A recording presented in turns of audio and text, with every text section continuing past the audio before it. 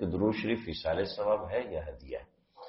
تو درود شریف ایک ایسی چیز ہے کہ جس کے فوائد اتنے زیادہ ہیں کہ سمجھ نہیں سکتے، لیکن سر فہرست دو باتیں ہیں۔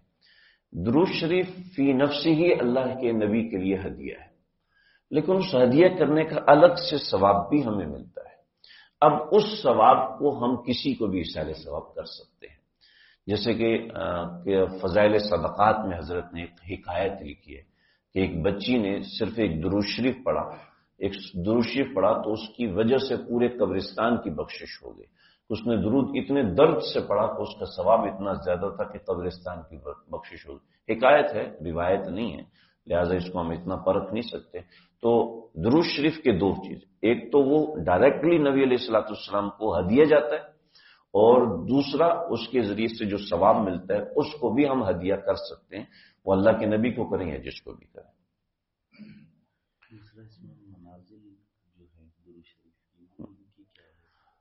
درود شریف کی منازل اصل میں اللہ کے نبی کے جو عاشق ہیں نا، عاشق، ان کے اوپر اللہ نے بہت سے حالات بھیجے، بہت سے حالات، جیسے البرکات المکیہ ہے، اس کے اندر درود شریف کی 7 منزلیں، دلائل الخیرات کے اندر درود شریف کی 7 منزلیں لیکن ہیں وہ 14، پہلے صبح پڑھو، یہ شام کی پڑھو، پھر کئی درمیان میں۔ تو دلائل الخیرات یہ اللہ کے نبی کے عشاق ہیں، ان کو ایسے درود وارد ہوئے جو ہمیں پتہ ہی نہیں، یعنی جو اللہ کے نبی کے وہ نام جو تورات میں لکھے گئے، لاطینی زبانوں میں لکھے گئے، اللہ کے نبی کے وہ نام بھی انہوں نے ان کتابوں میں شامل کیے ہیں۔ تو دلائل الخیرات میں خاص طور پر البرکات المکیہ میں بھی اللہ کے نبی کے وہ تمام نام شامل کیے ہیں۔ تو ہر نام سے الگ درود بنایا، ہر نام سے الگ درود بنایا۔ تو یہ انہوں نے پھر وہ درود جو اللہ کے نبی سے منقول، پھر صحابہ سے منقول، پھر تابعین سے منقول، تو اس طرح انہوں نے منازل بنا دی ہیں درود شریف کی۔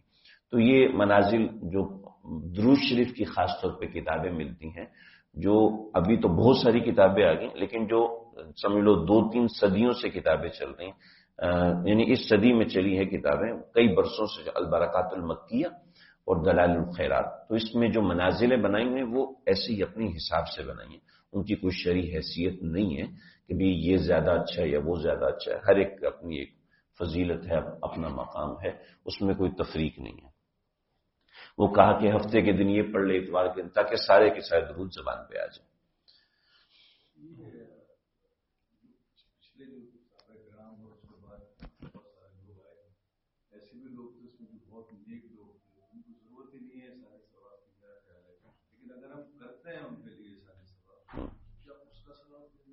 جی بالکل ملتا ہے۔ اصل میں وہاں سب سے بڑی شخصیت کون ہے؟ حضور نے فرمایا میرے پہ درود پڑھا کرو۔ تو کیا مطلب ہے؟ جب ان کے اکاؤنٹ میں بھی جا سکتا ہے تو پھر پیچھے والے کے اکاؤنٹ میں تو ڈیفینیٹلی جا سکتا ہے نا۔ تو یہ نہیں کہہ سکتے کہ ان کو ضرورت نہیں، وہاں درجات اتنے بڑے ہیں کہ ہم اس کو سمجھ نہیں سکتے، بس ہمیں یہ سمجھایا کہ ہاں تم ایصال ثواب کرتے ہو، آگے وہاں پر کھپتا کہاں ہے، کون سے اکاؤنٹ میں جاتا ہے، اس میں جانے کی ضرورت نہیں ہے۔ ان کو ضرورت ہے یا نہیں، ہمیں ضرورت ہے کہ ہم ان سے نسبت قائم کریں۔ جیسے مدینہ شریف میں ایک صاحب ملے، بہت نیک، بہت عرب تھے، تو میں نے ان سے بڑی مناسبت، بڑی محبت ہوگی، میں نے ان سے عرض کیا کہ آپ کوئی خاص عمل مجھے بتاؤ، بزرگ تھے۔